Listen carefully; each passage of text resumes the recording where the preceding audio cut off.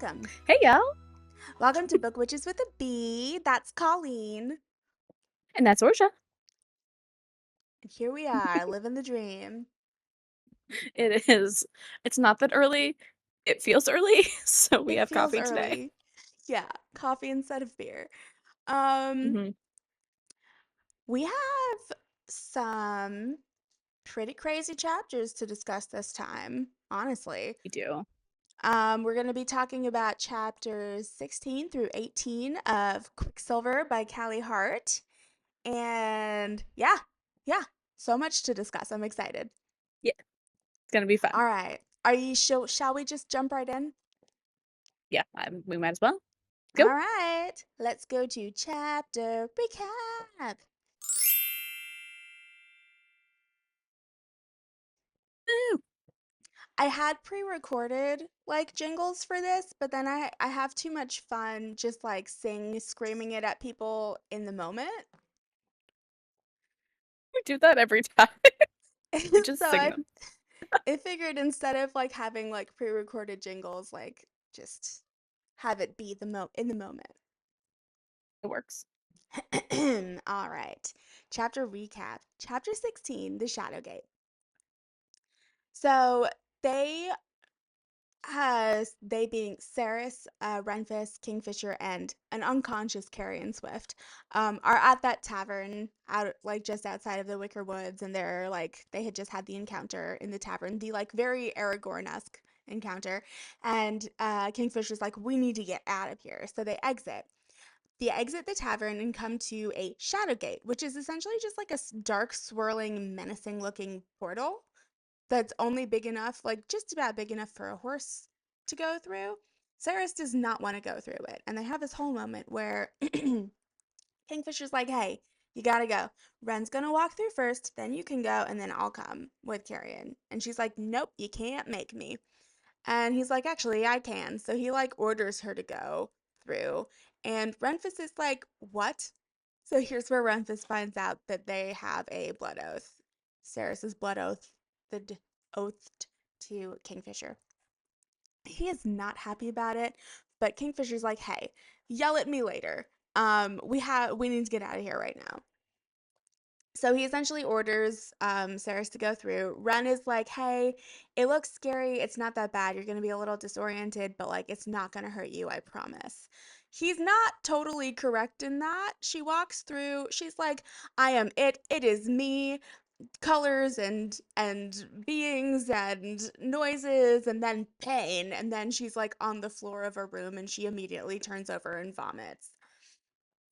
Renfis helps her up and he's like, sorry, the Shadowgate won't affect you again. It only affects the person like the first time they go through. We're not sure why.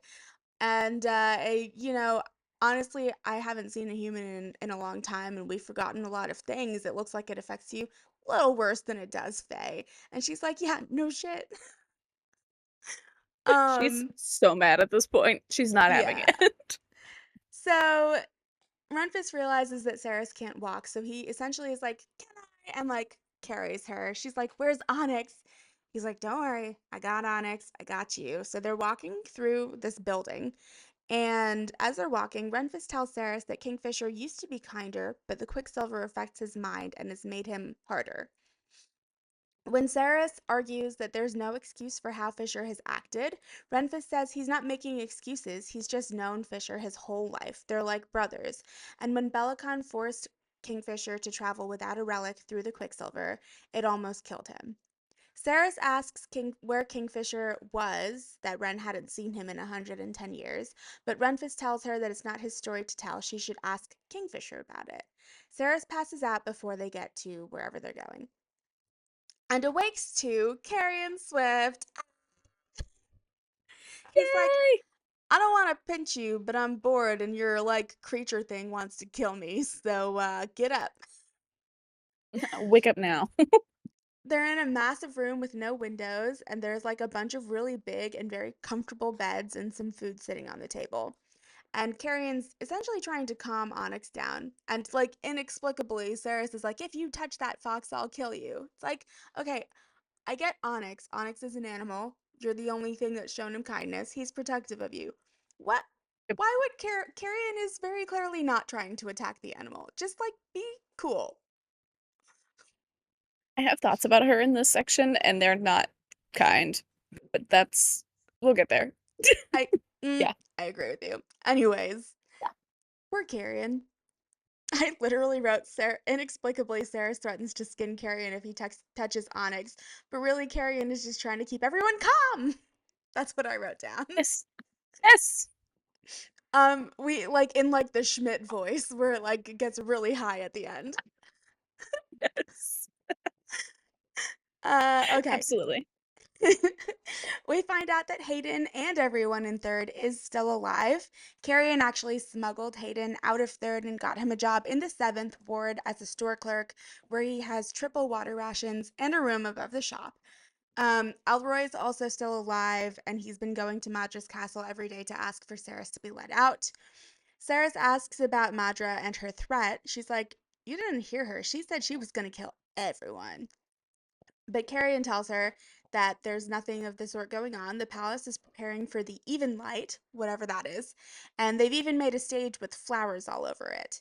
Saris realizes that Kingfisher had sent healers while she was out, and her hand injuries are mostly healed.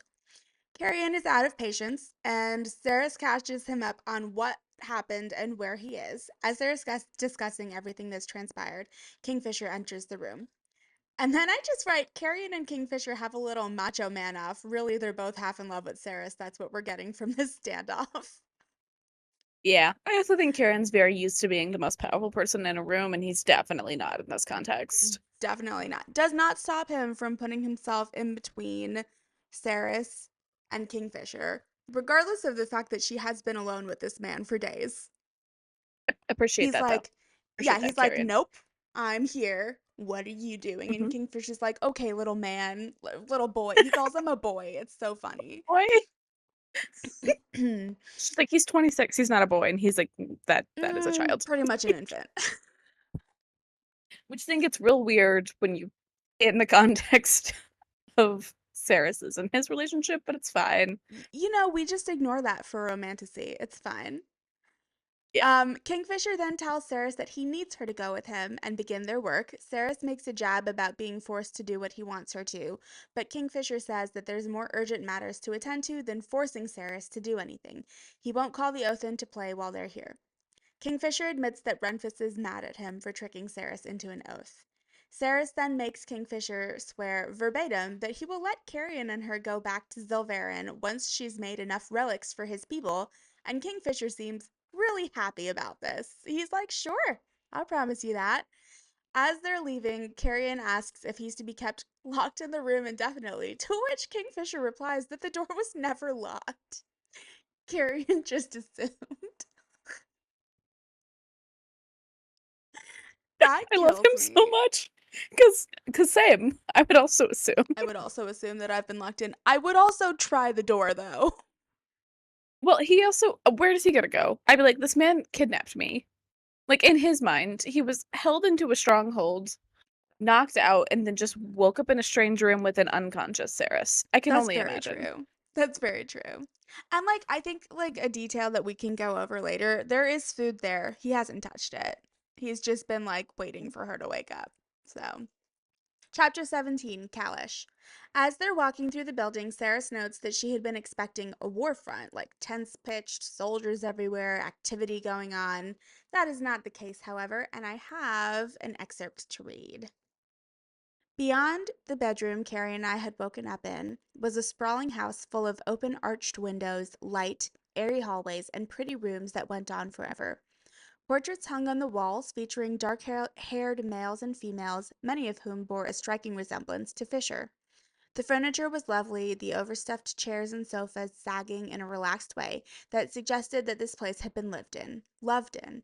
Birds sang outside, the sun shone, bouncing off the thick mantle of snow that covered the grounds of the estate, so bright that it looked as though the grounds were studded with a million diamonds. So that's where they are, the quote unquote war front. We find out that Kingfisher's great great grandfather built Kalish, and that it was his home until Belagon had ordered his mother to the Winter Palace to wed. Ceres thinks that Kingfisher must have missed his home greatly. It seems well lived in and well loved. As they're walking, they come across one of my favorite characters ever, Archer. He is a fire sprite who is extremely excitable and loves Kingfisher so much. And he is like, "Do you see him too?" And Ceres is like, "Yeah, unfortunately." And he's like, and he like drops whatever he's carrying and like leaps into Kingfisher's arms and he's like, "I missed you." And Ceres is completely amazed to see Kingfisher not only hug Archer back, he also like kneels down and help and like cleans up the mess that Archer has made. And Archer's like, "Oh no, I singed your shirt." And Kingfisher's like, "It's okay." And he just like remakes it casually. And it's just like a really sweet, super unexpected and out of the blue exchange. And Ceres is just like, Yeah. "What is happening?" So Kingfisher is like laughing and he escorts Archer out of the room so that they can go on, carry on their business of going to the forge. And she's like, "Who was that fairy?" And Kingfisher is like, "Hey, you should probably learn what the creatures around this place are. That's not a fairy, that's fire sprite. There's also water sprites, air sprites, earth sprites. You should probably figure out what all of them are instead of calling them fairies, because you're gonna upset the wrong one at some point." In her defense, Elena, the Everlane. sister of Elaine tried. You told her no. Correct. So Very just throwing that true. out there. Good point. Kingfisher. Also, fun fact which ties into Akatar is that they're called Lesser Fae. Yeah. So that it's not only in Akatar that that's there. We can talk about it in deep dive, but that's Yeah. immediately what came to mind. Yeah. Kingfisher, as they're continuing to walk, Kingfisher asks Ceres why she wants to go back to Zilverin so bad. It's miserable and it's awful and there's like starvation and stuff. And Ceres is like, "You should, of all people, should understand. I need to go back to like save my people from Queen Madra." Kingfisher says he wouldn't choose to be in this position if he didn't have to. It's his birthright. He was born into the responsibility. She's just a no one random person from the third ward in Silverin. Why is she so concerned with it? And she's like, "It's the right thing to do." Kind of just doesn't say anything, ignores her. And then they enter the forge. The forge is huge and glorious with an opening to an outdoor courtyard that's like covered in snow. And Ceres is looking around and she's like, "Hold on a second. We were just on the third floor and now we're here, but we're on the ground floor. And like, what's happening? The dimensions don't work." Kingfisher then explains magic. So he's like, "It's magic. The door is a portal and it transported us to this part of the castle. That's what it is." He also explains the magic of the Shadow Gate, why they had to use the Shadow Gate to get here. It uses a large amount of energy to transport yourself to a place. No, he couldn't have transported them. Renfis couldn't have transported them, even though the portal magic is Renfis's magic, we find out. So they had to go to a shadow gate and they had to go to one far enough away that the amount of energy expended from using the shadow gate wouldn't alert Belicon, who would have been able to track them and stop them before they got to their destination. He explains it to her like she's a 2-year-old, which not really fair, Kingfisher. She has no idea about magic. Anyways, furthermore, she's like, "Well, then why can't we just use shadow gates to get back to Avelia?" He's like, "Hey, shadow gates are of this realm, so you can use them to travel within Avelia. Quicksilver is from another realm, so you can, or it's not of our realm, so that's why you can use Quicksilver to travel between realms. You can't use a shadow gate to get to anywhere outside of Avelia." And she's like, "Darn." Then we get to the forge, and he's like, "All right, here we go. Here's a trunk of just a bunch of silver rings. And I've got about 8 more. You need to turn all of these into relics." Upon which Ceres realizes the promise that she made: "I will create enough relics for your people, and then you will let me and Carrie and Swift go back to Zilverin." She has to create 15,000 relics. Casual. He's got Casual. 15,000 people. You gotta save them all. He's like, I just promised what you asked me to. And she's like, oh my God, I've done it again. I feel bad for Saris at this point, but that was a rash decision on her part. She's not very bright No. sometimes. Yeah. Which brings us to chapter 18, Crucible. Saris is studying books that are ancient and in a language that she can't really understand, trying to glean how to make a relic. She shares her lunch with Onyx and then watches him chasing birds and rodents for a bit before deciding to just jump in and try experimenting with scrap metal. She realizes that she can read the frequencies within the metals to decipher what kind of metal they are, which is something that like terrified her back in Zilverin. But now that she doesn't have that fear there, she's like able to really use it and it's super helpful. She starts she then is like, okay, so she's got all of her scrap metal like purified or whatever. She's ready to go. And she's like, okay, well, where's the Quicksilver? And she's like, did Kingfisher not leave me with any Quicksilver to experiment on? Is he that afraid that I'm gonna like leave? I've learned my lesson. Um, but then the Quicksilver starts calling to her. Instead of multiple voices, it's just like one tiny voice, like, I'm here, come find me. And so she finds the Quicksilver. It's like a laughably small amount of Quicksilver that he's left her with. And she's like, whatever, here we go. Activating the Quicksilver is getting easier and easier for her. It's kind of like flipping a switch. So she turns the solid Quicksilver into liquid and she begins. She tries 4 times with no luck before giving up for the day, and her and Onyx leave to find their way back to the room she'd woken up in. On the way, they run into Renfis, who is bloody from, quote, a couple skirmishes. No lives were lost on their side, and they took down 30 enemies. And she's like, congrats, I guess? Like, she doesn't know how to feel about congratulating him for, like, killing 30 people. And he's like, yes, it's a good thing. Like these 30 enemies would have like absolutely decimated the town. Like we saved hundreds of lives by doing this. He doesn't really say much more. Renfis then asks if Saris would trust him if he told her something, and she says, "Well, that depends." He goes, "Fair. I'm telling you that I'm very sorry about you being oathed to Kingfisher, and I told him that he needs to the only way he can make it up to me is by getting to know you better." And she's like, why that? Why is She's that like, the that's just way? rude. That's I, rude to me. I don't want that. And he says that basically for Kingfisher, everything's always been very black and white, but the Quicksilver has made it worse. Like he's fighting against the voices in his head 24/7. And because of that, he's just gotten to this place where he's like only trying to do the thing. He has to be very efficient. He only sees her as a tool to be used. And Renfis thinks that he needs to start seeing her as a person.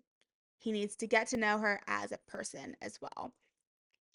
And so he thinks that he has convinced Kingfisher to have dinner with Saris. And Saris is like, why? No. This feels very Beauty and the Beast all of a sudden to me.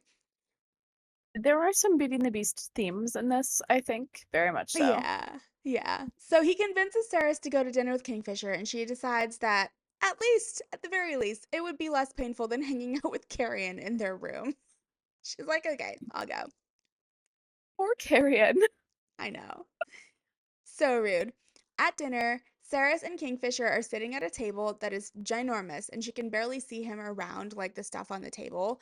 But when they start talking, his voice is like right in her ear, and she's like, oh my God. Like it affects her. She is all caps affected. They talk about And her attempts to make the relics, and they get into an argument that leads Kingfisher to tell Saris that Bellicon had ordered all silver found in Avelia to the Winter Palace. We find out that gold is not valuable in Avelia like it is in Zilverin, and we find out that Bellicon does not care about the war at all, which is why he hasn't given any of the silver resources to the front. Resources are tight. Um, During all of this, Saris has moved herself to sit beside Kingfisher, and she's even more affected by him. He's hot, is what I wrote. And then fair. the fire sprites, and then the fire sprites come in and like lose it over the bridge in propriety. They're like, the human is sitting next to you. Sorry, my voice is like this because in the audiobook, that's what their voices sound like, just so Exactly everyone what they knows. sound like. It's so good. Jeannie, come here. Come here. Everyone, Jeannie wants to say hi. Come here, baby girl. There you go. Hey, you were gonna spoil everything. You were gonna spoil everything. Hello. Hi. Hi, puppy girl. Oh, she mostly just wants to eat my face. Hi. Look at this girl. Look at this girl. Big girl. She is a big girl. All right, we good? Done visiting? Go lay down, puppy girl. Go lay down. Aw, she's thanking me because I gave her a bully stick, and she was like, "That was yummy." That was the best. Yeah, she's a very sweet dog. She'll like every time we give her something that she really likes, she'll like when she's done, she'll like come and like give you kisses and like That's be very like, sweet. "Thanks." Yeah, sweet. No. What was I saying? Oh, the fire sprites. Nice bites. Yeah. They're like, "Ah, the human is standing by Kingfisher. Oh my God." And Kingfisher's like, "It's all right. Don't worry about it. Everything's fine." He like essentially calms them down and sends them out. Yeah. Once they leave, Saris tells Kingfisher that he should at least let Carrion go back to Zul'Varen. Carrion has family that he cares for there. And then Kingfisher is like, "You're a little defensive of him." And then he brings up the elephant in the room. Here we go. He knows that Carrion and Saris have a past because he realized that the scent he tracked to Carrion was not Saris's blood, but rather, how to put this delicately, her arousal. Because apparently he caught the scent when they were making out in the forge at the Winter Palace, and Carrion still Yeah. smelled like that too. And then I just write in all caps, the mortification. I can't imagine having that discussion. Just being like, shut up. Nope.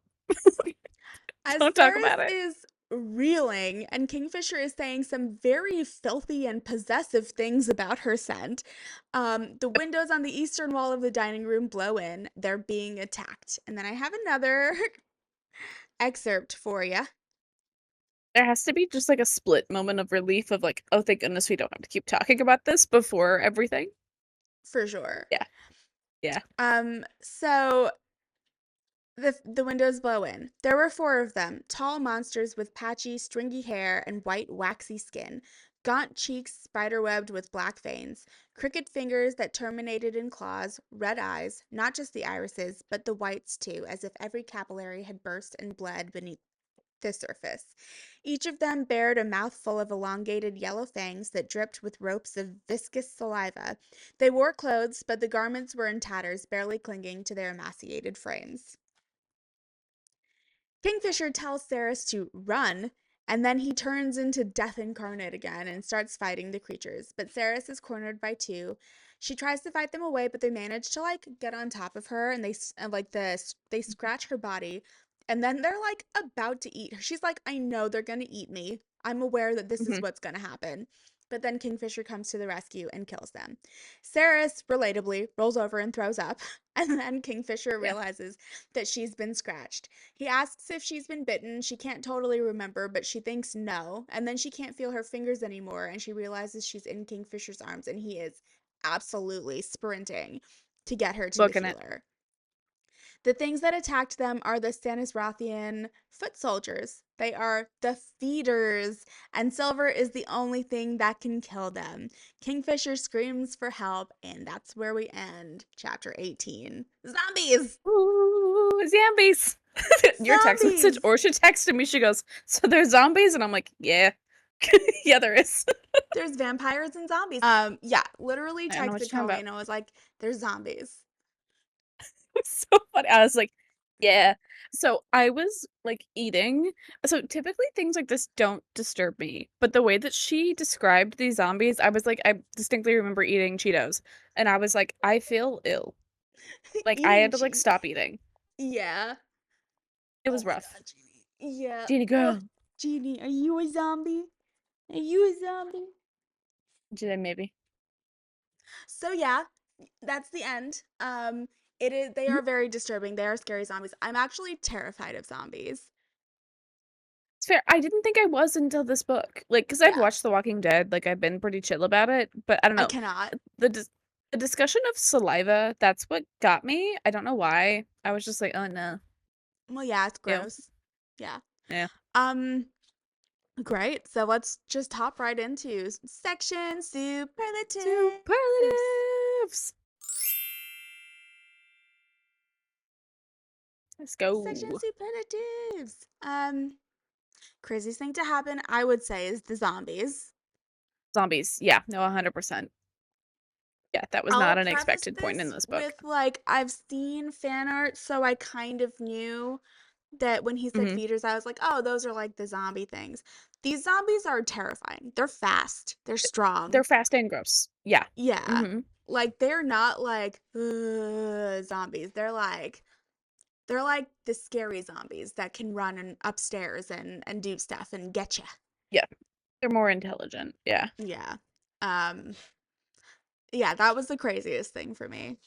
Oh, 100%, especially in this section. The portal thing at the beginning was kind of unexpected, I think. Like, I mean, it's essentially winnowing, but in a different sense. It did kind of come out of nowhere.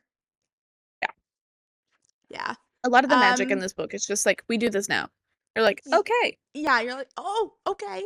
You're very much in Saris's place with that. Yeah. Okay, and then drama queen of the section? Saris. It's got to be Saris. It's gotta be Saris. I mean, Carrion effing Swift Karen's pretty wakes casual about up it. in another realm Yep. after being captured, doesn't have one of his boots is missing, Yep. is like, okay, wait for Saris to wake up, find out what happens, then we plan. Yep. Yeah, he's Super so casual. casual about it. Yeah. He's just like, not the first time. It probably isn't the first time he's been kidnapped, to be honest with Honestly, you. yeah, that's a good Yeah. point. Yeah, Saris is just like thing after thing. Like the way that she reacts to things is just not it doesn't make sense logically. They're It's not not well, logical. she's not logical, and that's what I Yeah. struggle with her is she's so emotional to the point that she's not functioning. But like even her emotions, like fine, react emotionally, but the emotions that you're Yeah. feeling don't make sense. Well, she's incredibly self-centered.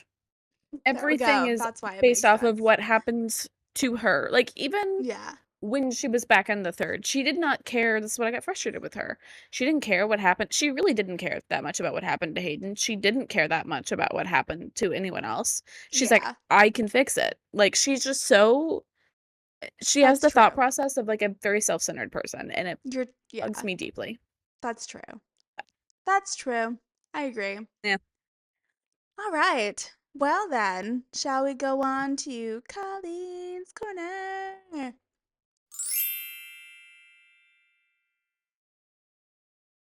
Is my corner. Woo-woo.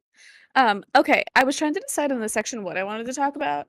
I would like to talk about zombies, but I honestly don't have enough of a background in zombie lore to really get into that. But I do Okay, think they're interesting. they But are. what I do want to talk about, and I have somewhat of a background, but not as much, but it's Fae bargains. Because Saris is so bad at them. She's so bad at them. Oh my God. And so I actually interestingly got into a conversation last night. So I went to this like I don't know how to explain it. Artists collective creative event thing. It was very fun. You're so But I was cool. talking thank you. I The coolest. was talking to a gentleman who reads fantasy, but he reads like dude fantasy, as I like to put it. Which is fine. It's also how he put Like, it in like my what? defense. Give us examples of dude fantasy. Well, like, I mean, technically Brandon Sanderson is considered dude fantasy. What was the name of the guy that he mentioned? Either Joe Abercrombie or James Abercrombie. Um, it's very much like books that don't have a lot of female characters. They probably don't pass a Bechdel test. It's a male main character. It's like the like Shining Knight thing, or like Mm, Tolkien's probably considered more of a dude fantasy. I It's feel written like, more in yeah. a like high fantasy, quote unquote, which I don't like that title either because I think that Gross. means that Dude stories fantasy. that Yeah. center women aren't. high fantasy, but it's those like they're more about description and less about character interactions, which is just not Hmm. my favorite. Um, but this gentleman also plays D&D, and D&D has a very like specific lore when it comes to Fae and like being in the Feywild kind of thing. So like book fantasy Fae are like they're hot and alluring and like they might make a bargain with you. This one has a lot more bargaining than normal, actually, I think, in terms of a lot of the other Fae that we've covered. But like in the Feywild, one of the things in particular that you don't do ever is tell a fairy your real name because Hmm. then they like own you. Like your name is your power kind of Hmm. thing. And like you never make a bargain with the Fae because they're not going to make a bargain with you that doesn't have an advantage, like a distinctive advantage to them. So like no matter how bad you want to make a bargain, you're not going to outsmart them. Don't make a bargain. Like don't tell Hmm. them your name and don't bargain with them. You can try to out logic them because like they are kind of one-minded and central-minded similar to Kingfisher in this. Like you can kind of like outmaneuver it, but never with a bargain because that is immediately magically sealed and you cannot do anything about it. Um which is what Saris keeps doing because she thinks she's the smartest person in the room, and in fact, she might be the least bright at this current moment Hmm. in the room. That's So hilarious. That makes me think of all of the bargains in Akatar too. It's the same thing. Like it's magically yeah, binding. you don't do it. Well, like the thing is, and like, and I get that in this context of these books, they're not dealing with creatures that they know of, but I Hmm. feel like they have enough of a sense that like they know that the Fae existed in them. I don't understand like, I know it's a plot point. I don't understand how they were not ever told. Like, if I was, you know, a mother that had a child, the first thing I would be like, if their fae comes to you, give them a fake name Yeah, and and don't make never make a bargains. bargain. Well, I think like to your point, of course, they haven't seen Faye in their world for like a Mhm. 1,000 years. However, Sarah's mom, we know that she told them stories of the Fae. We know Yeah, this to be true. And so, like, and in the stories, the Fae are like terrifying creatures, and Saris isn't fully convinced that there's not some part of them that are that. So, like, where's the yeah. disconnect in her mind? She just isn't. I understand being in survival mode. I've been there. I've been in a situation where you're panicking and you don't know what's happening and you're like grasping at straws. She is so mad that they tricked her into something that she doesn't want to do, that she is not taking the time. Like, she's just not taking the time to sit there and be like, she should have said, I'll make this many relics for you. Like, you have to be kind of like Specific. you're negotiating a contract. Yeah. Right? Like, you're not just gonna say, I'll make however many of something you need. No, you say, I'm making No. X amount of items for you Yeah. in exchange in Or this time frame. right, in this time frame. Like, Yeah. yeah. No, I agree. I just she bugs me and she does get better. I remember her getting better. But the beginning half of her in this book, it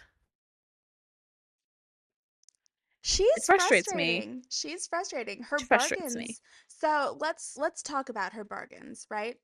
Yes. Her Mhm. first bargain was that Kingfisher would try to bring her brother back Yep.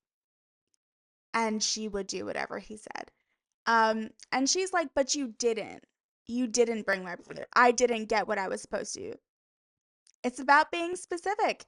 She asked Did he for him try? to try to bring her brother, and he did try. Yep. He did try, as we know. He did He try. tried pretty hard, actually, I think. Yeah. He tried Yeah. harder than I think anyone expected him to try. I think so too. And then the other thing is, hey baby girl, is she just said, if I make the relics, then you'll let me go, which we just talked about that. But yeah, it's like, girl, be more specific. Jeannie, don't eat my She makeup. she's like, I'm thinking about it. She just doesn't it's like she's not so the first bargain, understand she didn't know that this was like a magical although she kind of had some hints of like their bonded, like oath-bound fae. He's Yeah. mentioned this. So I do feel like that should be maybe Yeah. ring a bell in her mind. But the second time, I'm like, ma'am, you were not specific enough the first time. Learn from your mistakes before you do it again, Yeah, for please. sure. Yeah, Um, great discussion point. I love that. I think that the Fae in this book are like tricksy, which we don't get a lot of. And they're supposed to be like in no, our world, fairies yes, are tricksy. they are. They also don't like adults, but they only like Yeah. children typically. Yep. But yeah, But yeah, I like it. I like the bargains. I wonder, I know you won't tell me because you've read it, but I wonder if we get any more silly bargains. I feel like I there's don't got to be, remember. so we've got two. I feel like there's got to be at least one more. Likely. I don't I don't remember to be like truly. I don't remember to be honest. I think she does make one later, but I don't think it's with Kingfisher. Okay. So, Okay. Yeah, I was gonna say, because like these things, like the first time it happens, you don't know what's going on. The second time it happens, you think you know what's going on. So there's got to be a third where she like yeah, fully understands what she's doing, and then I'm guessing something goes wrong because that's the way plot lines go. But it is. yeah, lovely. Yeah. That's all I had. I just wanted to talk about I also wanted to explain to my friend who was with me last night what the Fae was, and I forgot that not everyone knows what that means. Because That's I just used it really funny. casually. I would have forgotten. I would forget too. That's so funny. Yeah, I was like, "Oh yeah, the Fae," and she was like, "What's the Huh? Fae?" And I go, "Just fairies. It's another word for fairies. It's Sorry." that's I so forget that not funny. everyone knows that that's a normal phrase. That's hilarious. Yep. Wonderful. All right. Well, thanks, Colleen. Great Absolutely. corner. Woo.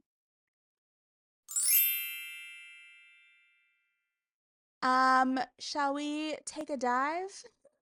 I don't Let's know go why in. that Come on. tickles me so much. Head Let's first. Let's take a dive on it. dive. Deep dive Woo. discussion. Um, so zombies. Zombies. They're there and they're gross. They're They're there, they're gross. gross, they're terrifying. They're really scary zombies. They are. They're like. I think the reason that zombies don't usually scare me is they're slow. Mhm. I'm like, I'm not a fast runner, but I can run faster than a zombie. These are not slow. I so I was when we were in New Jersey, I watched the most zombie movies I could have ever. It was for Halloween, and Joel kept on suggesting movies that surprise there's zombies in it, and I was like, I can't do this. So we watched Resident Evil. He was like, there's not a lot of Oh, zombies, you know? It's mostly it's like video game, it's like evil, whatever. It was all zombies, and each new yeah. zombie was more terrifying than the last. Somehow managed It's to a get video through game where it. you fight zombies, Joel. Terrifying. That's the Yeah. point. There was like a couple others that we watched, but the one that comes to mind that I think you're gonna find really hilarious, Shaun of the Dead, the romantic Yes. comedy parody of Dawn of the Dead. Yep. I could not get through it. The zombies in that movie are not, as far as zombies go, I don't think they're that scary. They're very slow moving. Yeah. You know, you can kill them really easily. It's a comedy, so like they have all of these situations where like in an action movie they would have gotten away instantly. Like there wouldn't be any action to it. I was sitting there like dying on the inside because it was scaring me so bad. And Joel was like, are you serious right now?" I was like, "This is so scary." We had to stop the movie halfway through because like I was like, "I can't do this right now." And we had to restart it on like another day. Like I couldn't get through the movie. So, with that in Fair. mind, um, Fair. zombies, I do think reading and watching are very different experiences for me. So, like, That's fair. reading this is it's gonna be fine. I'm not scared of zombies in books. I'm scared of zombies in like television and movies. Fair. But we We're different. can talk about the different kind of zombies that have existed because I did take a class in horror in the horror genre of literature. And I Oh, read a lot mhm. about things that scare me so that if it's pop culture related, I can still talk to people about it.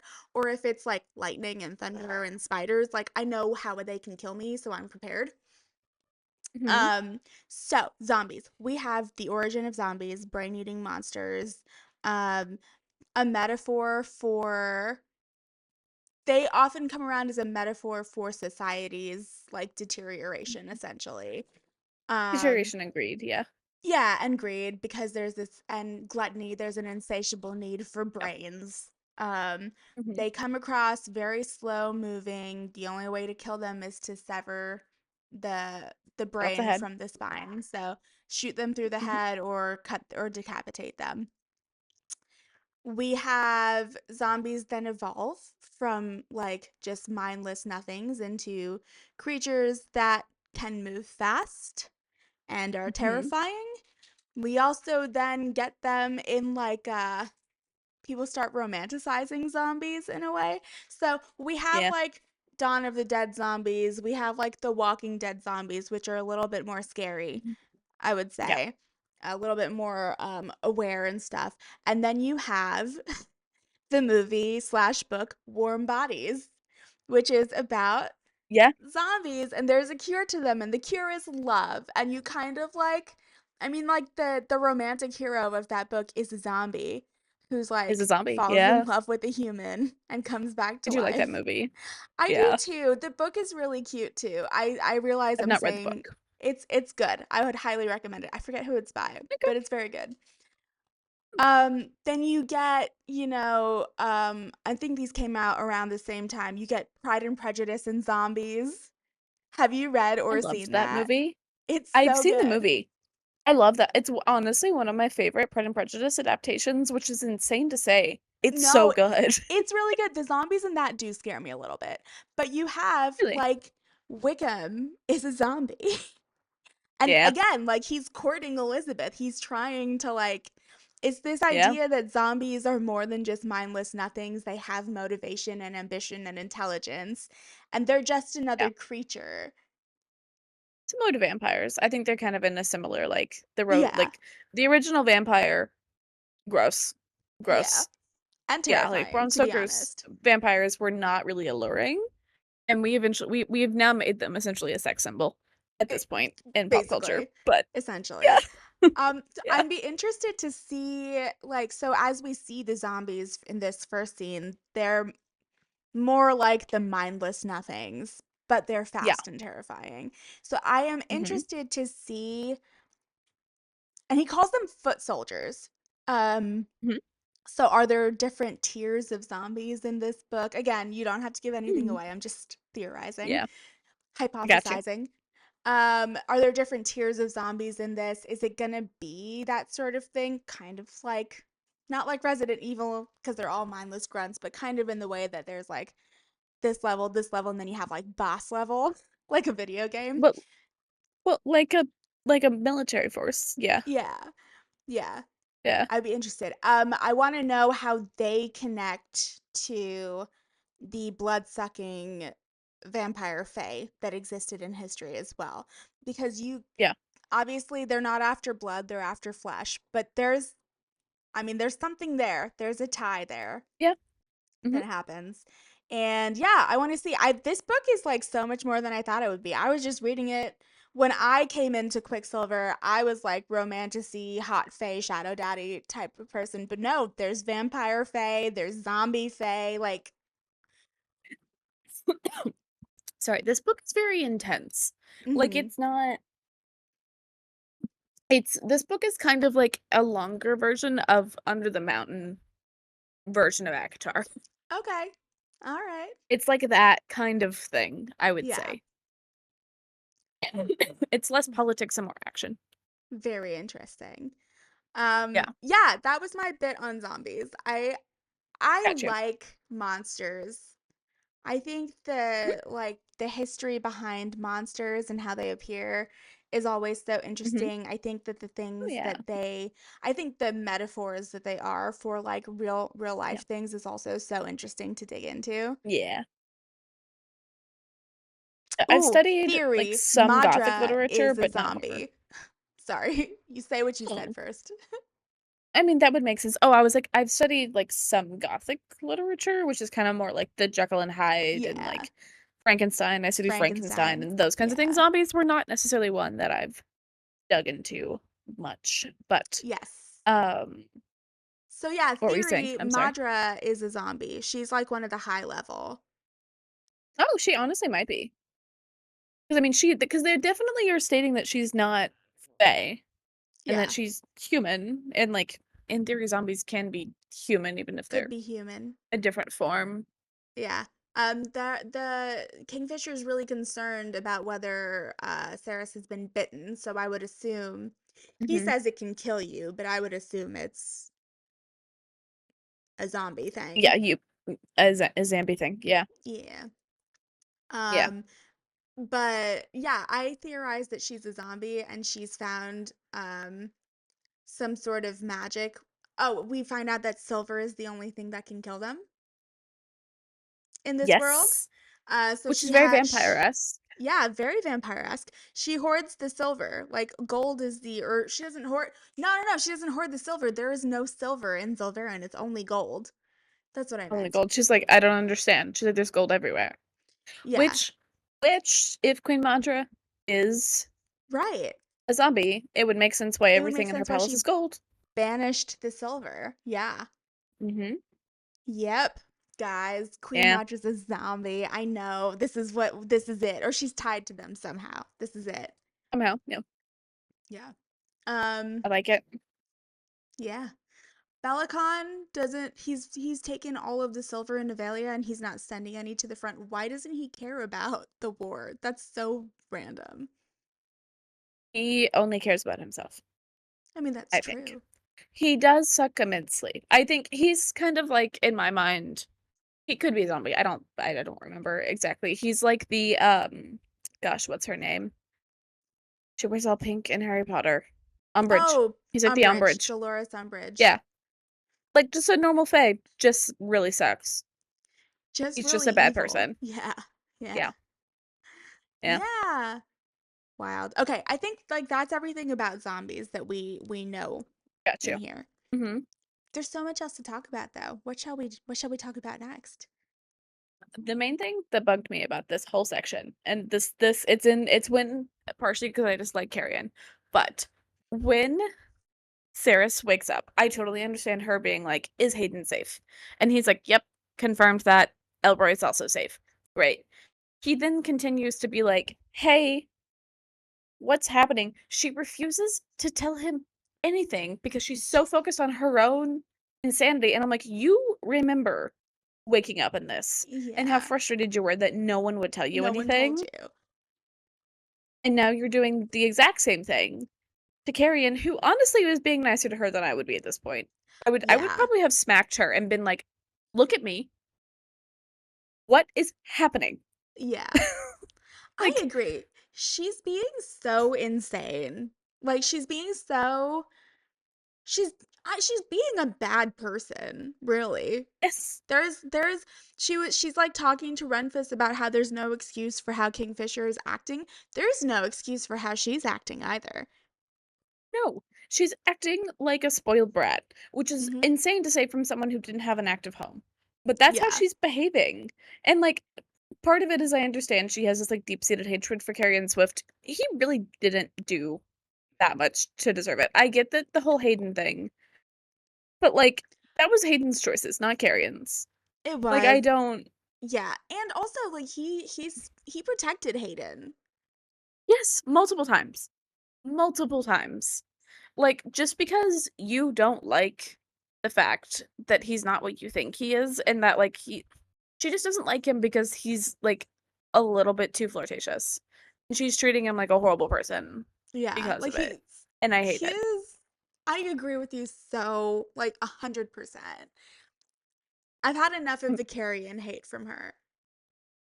It, like, and I'm not saying, like, in terms of, like, good characters, Renfis is by far better. I also adore Renfis. I think Renfis is probably the Yeah. most, like, steady, but I love a flirtatious, like, suave kind of guy. Mhm.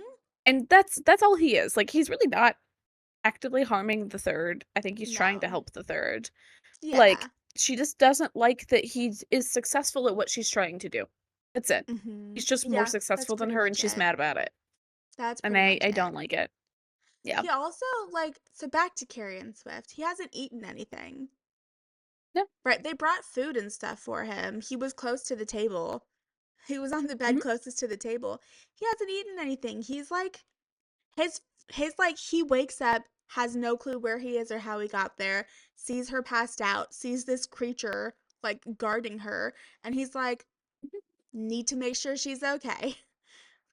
Yeah. Doesn't eat. Well, I mean, he's going through the same thing. He's like, I'm aware in anything that I consume, I have to bargain for. Like, I'm not gonna eat this food. I'm not gonna Yeah. drink this water. I don't have anything to give. He has no boot. He's Yeah. sore. I can only imagine how he feels. He feels like he got beat up, Yeah. right? Which he Like kind of did, but essentially. in a weird sense. Yeah. Like, and he's just so like, all right about it, to be It honest. does. You're right. It does make me think that he's been in this situation before, which is really funny. He's a smuggler. There's no way this man has not been kidnapped at least once, if not twice. I Yeah. feel like he's very like interestingly, which he's not my favorite character in the Pirates of the Caribbean. He feels very Jack Sparrow in the like Yes, he does. here we are again. I love Jack Sparrow. I love that I like man. his character a lot. He is not my Yeah, favorite, but because I he am a is little my turner favorite girly. But character. He is my yeah, absolute favorite character. Um, yeah, Carrion is just a little more put. I would say he's a little slightly more put together than Jack Sparrow. he's the in between of like Will He's like Turner and Will. Jack Sparrow. Yeah, Because Will's a I little too agree. uptight, I think. Until near the end, he's less so. But I think Will's a little too uptight in the beginning. I But agree. I agree. Did I tell you we watched Pirates of the Caribbean on the 4th of July because there's a lot of cannons? So we weren't sure how Jeannie would react to fireworks, and so we just put Pirates of the Caribbean on really loudly, and she was totally fine. totally fair. That's funny. Yeah. Yeah, totally worked out. But yeah, so I just recently rewatched the first movie. It's so good. That It's so franchise, good. like, Uh, they captured magic in a bottle with the first movie. The second and they third did. movies are still good, but then it just gets so Mhm. bad. The first three are by far my favorite. Yeah, I have Yeah. watched those many, many times, so I enjoy them. Yeah. But yeah, just has this like he's a pirate. He's supposed to be. He has this Mhm. like suave. I've been here before. I can handle it. Like yeah, and then Saris is over here like ah, like she's just. Saris is just ridiculous. She's just ridiculous. And I get frustrated with her inability to view literally anyone else as things that might want to help her, even her own sibling. Like even Yeah. Elroy, she just doesn't view anyone else as intelligent or as something that might actually care and want to help her Yeah. at all. Yeah. Yeah. Shall we talk about there's so much to talk about, but I also feel like we've talked about a lot. I mean, there's the whole that they have to have dinner together every night now because Renfis says they have to be friends. He's literally Right. the grumpy uncle that's like, you have to make friends, kids. Mhm. Do it. Have Very dinner. true. He's like he I get the feeling that like we know he cares deeply for Kingfisher, but I think he kind of cares about what happens to Sarah. Like he cares for Saris too, even though she's done Yeah. nothing to deserve it. But he Yes. is the literally the only character that we've met thus far who is like you. He's being empathetic. She is in a Yeah. situation that's completely wild. She's scared. She's alone. She has no idea what she's doing. Everyone wants something Yeah. from her.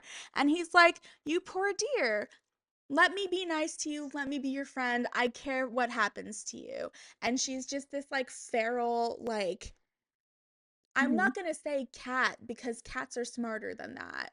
She's this like feral, like, Squirrel. thing. Yeah, she's a feral squirrel reacting Yeah. poorly to everything.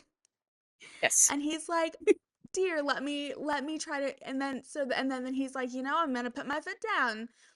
You're going to have to like freaking stop and make yourself do something to help yourself. You have to do this." Yes. He's like, for both of your sakes. I also love that he's not he could come to dinner. Yeah. He's He like, doesn't come to "Absolutely dinner. not." Carrion doesn't come to dinner. It is just you two. It's like we're putting you both in timeout and you're both gonna talk to each other like civilized beings. Yeah. Although they do We'll talk get to there. each other, the civilized beings. You know, we're gonna get there. It's fine. Yeah. Well, there's also this like really, they're both, Kingfisher and Saris are both feral. They are. They are They're both similar feral. in a lot of ways. Yeah. It's like Yeah, this Kingfisher, is not I giving Kingfisher a pass by any means, but no. Saris annoys me more. Sarah, I can, yeah, like I agree. The thing that annoys me about Kingfisher is like he just goes way too far with his Yeah. obsession over her out of nowhere. He is like Yep. void of emotion towards her, nothing at all, and then all of a sudden he's like, "You're mine and I'm going to do dirty things to you." And I'm just Yeah. like, "Whoa. Can we Yeah. like ease into it? Can we go from can we like be nice to her first before you talk about being able to send her from hundreds of miles away on anyone? Like gross." That's not gross. The scenting part is gross. The tracking her is just overwhelming. Yeah. Yeah. Yeah. Think I don't remember exactly, so this is me just theorizing. I do think it's like a mating bond thing, to be It honest. has to be.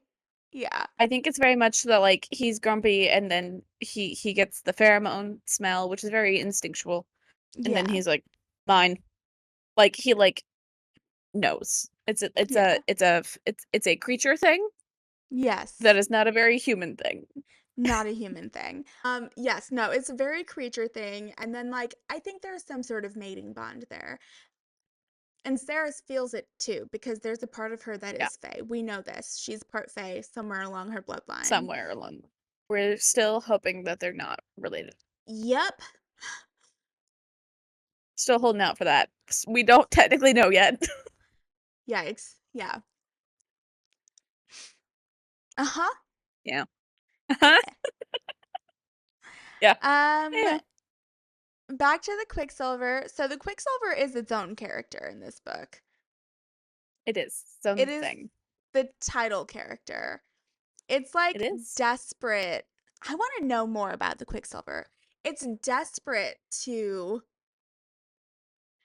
have the interaction with anyone who can speak to it.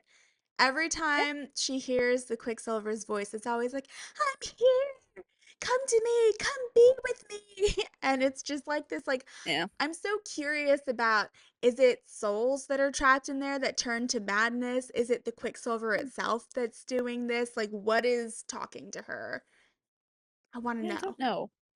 I don't think it has very good intent. I think it's very much like pulling you into it's like luring you into this trap Yes. Yeah, yeah. kind of Very, thing. But yeah, I very don't. creepy. But yeah. Yeah. Yes. Yeah, just curious about it. I think I wonder how it's gonna go for her. So she's an alchemist, which in Mm-hmm. our world does have to do with metals. It's like an It older does. form Yeah. of chemist. It's like magical chemistry, basically. Um, Mhm. and so you can see, I like that. Like you can, Callie Hart brings that back in. You can come in if you want to. Okay, you stay out there then. She brings that grounding aspect of it back because like in Mhm. Zilverin it feels very alchemical. It feels like that sort of magical chemistry. And then you go to Mhm. Avelia and you're like taken into this world of Quicksilver and it feels a lot more haunting and magical. and not Yeah. chemistry. But then here in the Forge, we ground it back in like magical chemistry. She's like Yeah. feeling out the different kind of metals with her magic. I want to know Hmm. more about her specific magic as an It's alchemist. interesting.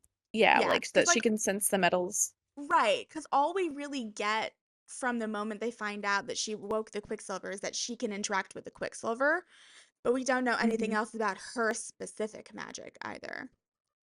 Yeah, So, it's true. yeah, so she can decipher what types of metal. She can like feel the frequency of a metal and know what type of metal it is. And she Which is fun. discovers she's got like I think she says there's like silver, iron, bronze, and then some metals that she doesn't know what they are, but they're like specific to Avelia, which is Hmm. interesting to think about. Yeah.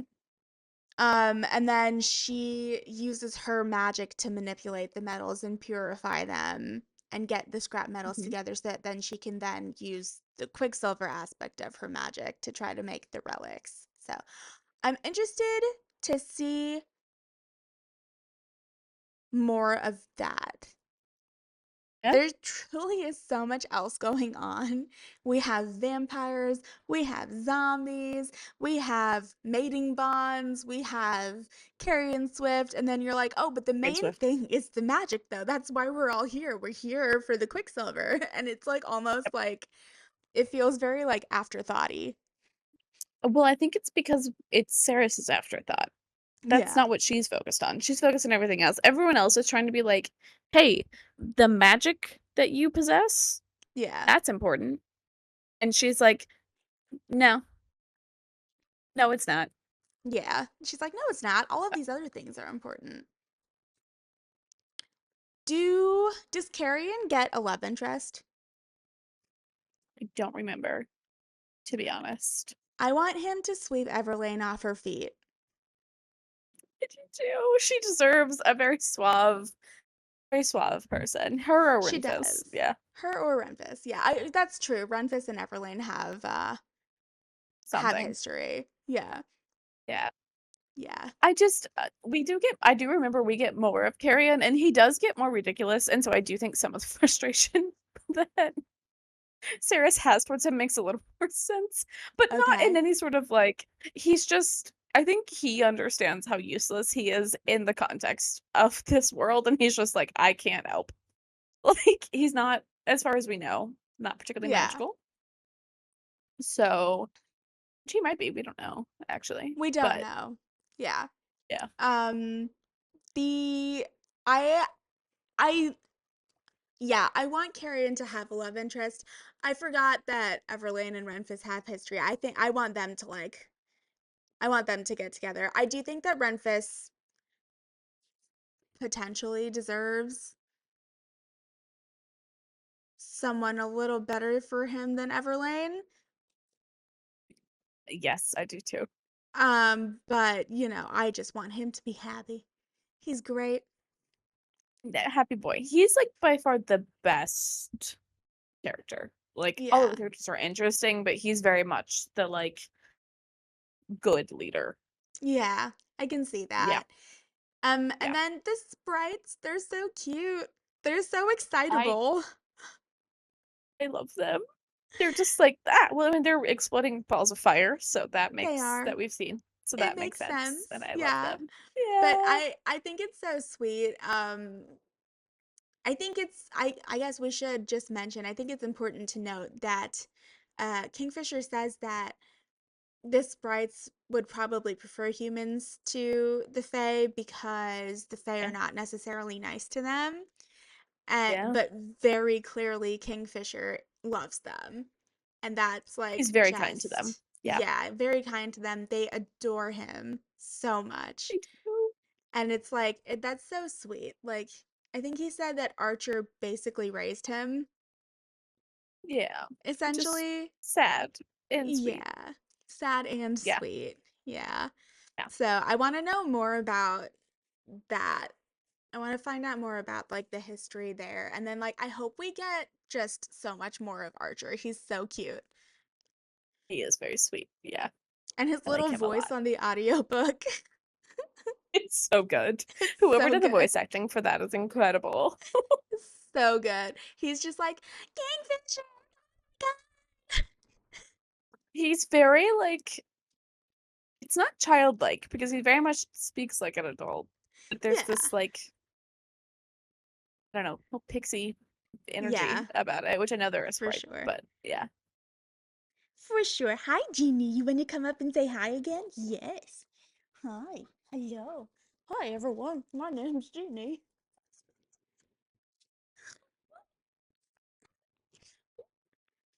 All right. Well, I can't think of anything else that we need to talk about. Did you have anything else? Um, I guess maybe just to mention that, like, Yeah. we're seeing a lot more of, like, very clearly Kingfisher isn't what Saris views him as. Yeah. I think And we're this is getting a definitely lot like more you proof hate of that that too. yeah, like you hate that one person in the room, but everyone else likes them, and you're like, am I the problem? Am I the Yeah. one? Except Saris has Yeah. not had that. She's just like everyone else is No. clearly wrong. It's like, no, dear, you might be Yes. the problem. Yeah, I mean, in her defense, he hasn't been very kind to her, but He has not been. um, that's mostly it. Just kind of throwing that out there, mentioning that. So, Yeah, I do think that's important. I guess like I am excited for her to finally break down. I'm excited for them to like yeah, get over their fake everything. enemies and get to the lovers. Yeah, Yeah, for yeah. sure. Right? Jeannie's excited too. Okay, cool. Well, um, so next time we're going to be talking about chapters 19 through 21. Hmm. Can't wait to see what happens. I Will don't remember. Saris It's gonna be turn great. into a zombie? We don't know. We Probably don't know. Is not. she gonna die? Is Hopefully she gonna not. die? Hopefully not, because then what? Then the story's over. But Sure. yeah, we'll see you next time. See y'all. Bye.